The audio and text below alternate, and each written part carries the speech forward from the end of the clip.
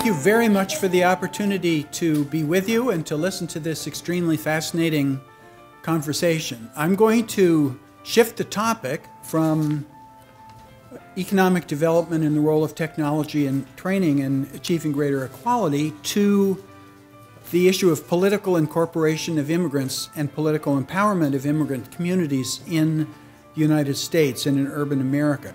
But I would say that I was once the director of the Economic Development Division of the New York City Department of City Planning, and the issue of how we grow our human capital and achieve greater effectiveness of that training in terms of payoff in people's incomes and greater income equality in New York City is very much a deep interest for me. So I've enjoyed hearing what others have had to say about that in other contexts. I'd like to make a few basic points. I have actually 6 numbered points here. And the first is that we're in the midst of a highly polarized debate about whether to receive or shut out immigrants in the United States, with undocumented immigrants especially being racialized into a new other. And studies of the level of political polarization, that is, between the Republicans and Democrats, show that it's at its highest level ever in the United States, at least in the last few decades. And it's clearly going to be a very key factor in the 2016 presidential and congressional elections. Second point is that many factors go into whether a particular jurisdiction will welcome immigrants warmly or give them a cold shoulder. But the size and the degree of mobilization of the immigrant origin vote is one of the key factors. And just to give you a broad strokes number, about 12.5% of the United States residents are foreign born, and another roughly 12% are children of immigrant parents. So that's a quarter nationally, and obviously it's much more concentrated in certain places like New York City. Immigrants and their children make up well more than half of the population.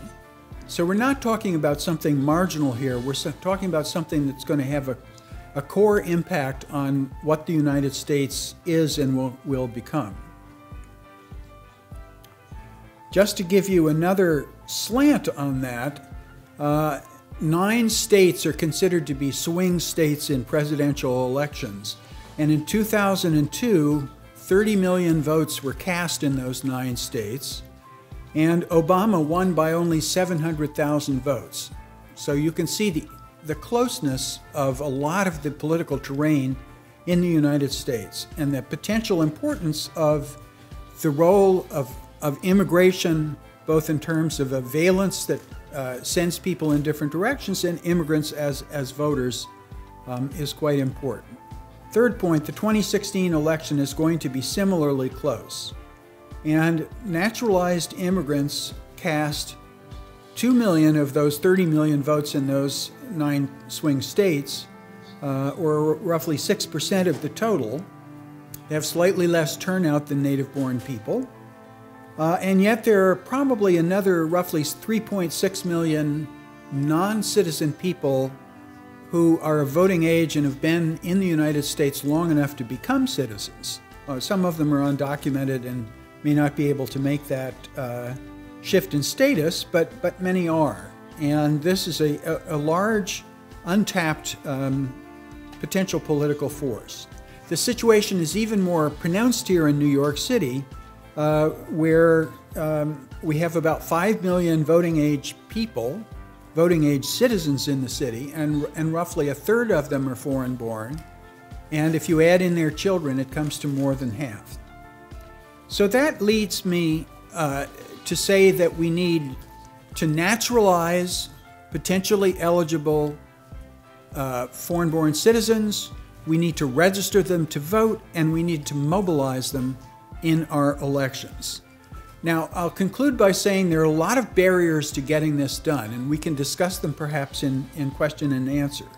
And there are a lot of reasons that parties don't necessarily mobilize immigrant voters or put them in the top of the list. So Javier probably will discuss some of these challenges in talking about his work in New York City. There's a lot of work to be done on the ground in our urban areas. Thank you.